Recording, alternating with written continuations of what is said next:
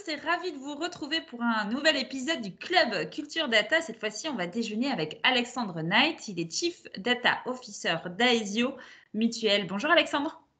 Bonjour Florence et bonne année à toi et à tous À tous ceux qui nous suivent aujourd'hui. ceux qui te suivent, hein, exactement. On dit Night, hein, c'est ça? Oui, tout à fait. Parfait. Alors, pour commencer, est-ce que tu peux me rappeler le contexte un petit peu de l'entreprise dans laquelle tu interviens? Alors, Aesio Mutuel est né au 1er janvier 2021, donc nous fêtons notre première année, née de la Les fusion en fait de anniversaires. voilà, merci, née de la fusion en fait de trois mutuelles. On représente 3600 collaborateurs au service de 2,7 millions de personnes protégées et principalement sur le métier de la complémentaire santé. Mais en fait, Aesio Mutuel est plus grand que ça parce que Aesio Mutuel a rejoint le groupe AEMA. En fait, Aesio Mutuel s'est rapproché de la Massif et il y a tout juste un an également est né le groupe AEMA qui ensemble a racheté les activités d'Aviva France qui va devenir Abeille Assurance dans les semaines et mois à venir. Et ensemble, on forme un groupe de 18 000 collaborateurs qui couvre 11 millions de personnes sur l'ensemble de l'offre assurantielle et protection. Donc c'est aussi bien, donc je le disais, la complémentaire santé, mais c'est aussi l'assurance dommage, auto-habitation et assurance de personnes, épargne, prévoyance, etc. Donc on forme en fait le cinquième acteur sur le marché de l'assurance en France. Et c'est des entités qui sont indépendantes les unes des autres ou est-ce que vous avez des échanges? Donc, toi, tu es Chief Data Officer d'une de ces Ouais, tout à entités. Est-ce fait. qu'il y a des échanges entre vous? Comment ça se passe? Tout à fait. Donc, nous sommes des marques indépendantes. Donc, on opère nos produits et nos services de manière totalement indépendante et on a des échanges de bonnes pratiques avec mon homologue de la data de la Massif, par exemple, etc. Donc, c'est un groupe qui met en commun ces marques au service du marché français. Voilà. Très bien. Et en quelques mots, c'est quoi le rôle attendu de la data aujourd'hui au sein de la stratégie de ton entreprise? Alors, je pense que quand on parle de rôle de la data, il est un peu partout pareil. C'est d'aider nos entreprises à devenir de réelles data-driven compagnies. Mhm. Alors, tu vas me dire que c'est un peu tarte à la crème, peut-être. Alors, J'ai oui, déjà entendu, je crois, hein. tu l'as déjà entendu. Alors après, comment ça peut se concrétiser? Pour moi, la traduction que j'en fais, c'est en fait d'aider les métiers au sein de la mutuelle à essayer d'apporter la bonne réponse, la bonne offre, le bon service à nos clients au bon moment, hein. C'est de rendre en fait l'expérience la plus mémorable possible pour acquérir de nouveaux adhérents, ce qui est le nom qu'on donne à nos clients dans le monde de la mutualité. Et puis les développer la fidélité et la relation qu'on a avec eux. Voilà. Donc ça, je dirais que c'est un objectif assez générique aujourd'hui dans l'ensemble des Mhm. entreprises. C'est aussi de développer les bons cockpits de pilotage pour nos équipes en interne, pour s'assurer que petit à petit, on progresse vers cette vision de l'amélioration de l'expérience client. Et puis, comme on est dans le cadre d'une fusion, comme je l'indiquais, un an après la fusion, une fusion, c'est toujours des entreprises qui arrivent avec leur organisation, leur process et leur système d'information. On a encore, malgré une première année avec d'énormes travaux de convergence qui ont pu être menés, on a encore des silos de data à droite et à gauche. Et donc, l'ambition, c'est d'aider les collaborateurs à retrouver un accès facilité et sécurisé à leurs données. Voilà. D'ailleurs, c'était intéressant, quand on a préparé cet échange, tu me disais que tu avais mis en place un questionnaire. En fait, tu as fait questionner les collaborateurs pour savoir qu'est-ce qu'ils attendaient de la donnée. Et Oui. c'était cet accès qui était revenu. C'est ça? Tu peux nous raconter? Parce que ça, je trouve que c'est une démarche aussi qu'on n'entend pas forcément, le fait d'embarquer les collaborateurs, en tout cas de les questionner sur ce qu'ils en attendent de la data. Oui, oui. Alors, la direction data, c'est une création. Aucune des trois mutuelles n'avait une direction data. Donc, c'est vraiment une direction, une entité toute neuve au sein d'Aesio Mutuel.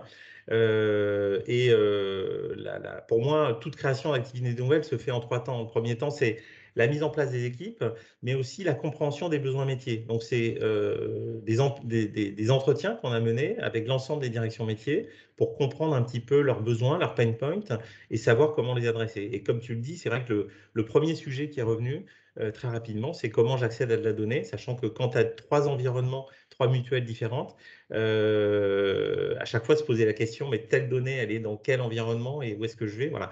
D'où la nécessité de créer très rapidement d'avoir ce projet d'un container de data unique qui puisse consolider et agréger l'ensemble des données des trois mutuelles. Et donc, premier besoin qui était ressorti. Toi, tu m'as aussi parlé d'une logique de travailler en 3 années. Tu as une stratégie en 3 ans, une Oui. logique de mandat en 3 ans. C'était Ouais, intéressant. ouais. C'est quoi tes 3 étapes pour voir un Bah, petit peu comment donc tu… le temps 1, comme je le disais, c'est à la fois l'équipe et la compréhension des besoins, et puis Ouais. la mise en place des fondations technologiques, hein. Donc la mise en place, donc 2021, c'était ça. L'identification, l'époque qu'on a pu réaliser sur différentes solutions pour finalement retenir une plateforme Big Data. Donc Euh, les outils, la partie humaine, la partie des outils. et data science est toujours en cours sur la partie data vise. Le temps 2, c'est les premiers délivrés en fait, hein. Maintenant qu'on a compris les besoins métiers, les fondations sont là, c'est comment on va délivrer en fait les premières preuves au métier. Et puis l'année 3, le temps 3, c'est plus du fine-tuning, on apprend de nos erreurs du temps 2 et puis on va s'améliorer. Et là, bien sûr, c'est sans fin parce qu'on s'aperçoit qu'en mettant en place en fait des nouvelles technologies, on ouvre aussi des possibilités nouvelles au métier. Je sais très bien que ce qu'on fera dans un an, on n'a pas idée aujourd'hui de la moitié de ce qu'on va faire dans un an. Parce que voilà, on ouvre tellement de portes en termes notamment de capacité à manipuler, à agréger, à retraiter de la donnée qu'on n'avait pas auparavant. Voilà, il me tarde d'être dans un an pour voir tous les nouveaux cas d'usage qu'on aura pu développer. Là, tu es à l'étape 2, hein, c'est ça, sur ces 3 années. Oui, exactement. On démarre l'étape 2, exactement. OK. Et par rapport à toute cette vision que tu as des choses, pour toi, l'enjeu de l'acculturation à la data des collaborateurs, en quoi c'est un outil? À quoi ça sert?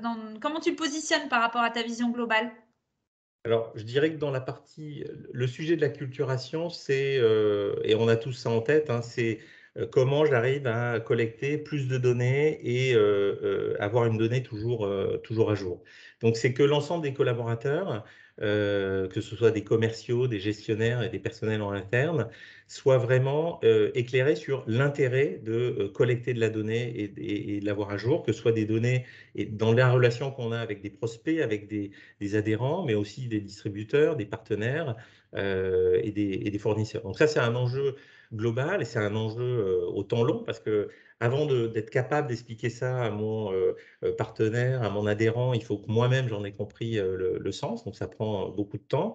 Et puis, le second enjeu pour moi en termes d'acculturation, c'est de faire en sorte que au sein des métiers, l'ensemble des collaborateurs aient l'idée de se dire, à chaque fois que j'ai une situation un petit peu difficile, un pain point un petit peu récurrent dans mes activités, j'ai le réflexe de partager ce sujet avec mes petits camarades de la data en se disant en quoi finalement, grâce à un meilleur usage de la data, je peux réaliser telle ou telle opération de manière plus efficace qui va me permettre de, je sais pas, réduire mes temps et mes délais de traitement vis-à-vis de mes clients et donc améliorer la satisfaction de mes clients, être plus prédictif, etc. Donc, instiller dans l'esprit aussi de mes petits camarades l'idée et l'envie de venir nous voir pour partager des problématiques et voir si on peut apporter une amélioration à la situation actuelle. Ça, je trouve que c'est, par rapport à tout ce que j'ai pu entendre d'autres acteurs sur ce sujet d'acculturation, je trouve que c'est un parti pris qui est hyper intéressant parce que tu n'es pas dans une démarche de vouloir, par exemple, vulgariser de la technique, data, etc. Mais plutôt de te dire, mon enjeu principal, c'est qu'on sache pourquoi et qu'on pense à moi pour m'activer, pour finalement faire venir à toi des cas d'usage potentiels. Et finalement, tu arrives à toucher comment dire, l'intérêt de la personne. Vraiment, je pense au cœur. Et ça, je trouve ça assez intéressant parce que c'est vraiment dans un objectif qui n'est pas un objectif d'un pourcentage de personnes qui soient acculturées, mais plutôt la finalité qui est qu'ils aient le réflexe. En fait, pour toi, tu auras réussi si tu as un certain nombre de personnes qui viennent vers toi en te disant j'ai un besoin, Alexandre, est-ce que tu peux m'aider? Est-ce que la data, elle peut m'aider là-dessus, en fait, hein? C'est ça, en fait, ton objectif. Voilà, d'avoir des projets de collaboration avec l'ensemble des directions. Et ça, c'est important, même si ça passe, comme tu le dis, par aussi de l'acculturation et donc beaucoup de communication. C'est-à-dire qu'il faut que chacun ait compris l'intérêt que peut apporter aussi la data avant de venir et d'avoir le réflexe de nous voir, de venir nous voir. Est-ce qu'il y a des prérequis à ça? Parce que je pensais, par exemple, j'imagine que si des personnes viennent vers toi, elles peuvent avoir peur pour, par exemple, pour la sécurité de leurs données. En fait, si on n'a pas forcément l'idée de tout ce qui se passe derrière, la machinerie qu'il y a derrière, il peut y avoir pas mal d'appréhension. Est-ce qu'il y a des prérequis, en tout cas des conditions sur lesquelles tu es vigilant par rapport à ça? Alors déjà, tout ce qu'on fait, on le fait main dans la main, toujours avec les équipes à la fois des PO et SSI, sur tout ce qui est privacy, security by design. Mais encore faut-il l'expliquer. Donc, c'est tous Ouais. les enjeux d'appropriation. Et là, aujourd'hui, un de nos enjeux cette année, hein, c'est de travailler sur un plan d'acculturation. On reprend l'ensemble des thématiques, des grandes thématiques sur l'intelligence artificielle, la gouvernance des données, les chatbots, etc.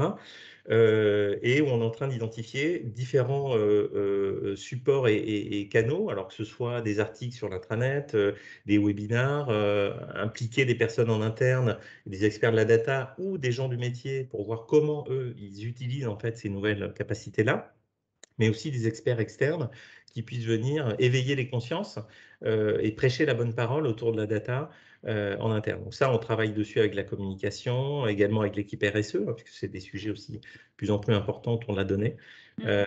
Donc c'est Un un grand travail de chantier. médiation, en fait. Pardon? C'est plus un travail de médiation. Oui, aussi, sûrement. Ouais, tout à fait. Donc ça, c'est notre grand chantier sur 2022, voilà, qu'on n'a pas encore ouvert en 2021 réellement, à part un cursus de formation qu'on a lancé fin d'année 2021 pour former des premiers managers. On s'est appuyé, alors là aussi, sur de l'externe, hein, cette fois-ci. Hein, c'est NetExplo et HEC qui ont un bon cursus de formation qui va être déployé pour les managers au sein d'Aesio Mutuel. Et donc là, comme tu disais, tu es plutôt à cette première étape. Hein, tu as les grands sujets qui sont prêts et tu vas dérouler en 2022. Par rapport à ce que tu as pu mettre en place pour l'instant, est-ce que tu aurais un retour d'expérience à nous faire? Peut-être un loupé que tu ne referais pas ou quelque chose où, avec du recul, tu t'es dit, ça, j'aurais pu faire autrement. Je me souviens d'un exemple en particulier dont tu m'as parlé qui était assez intéressant.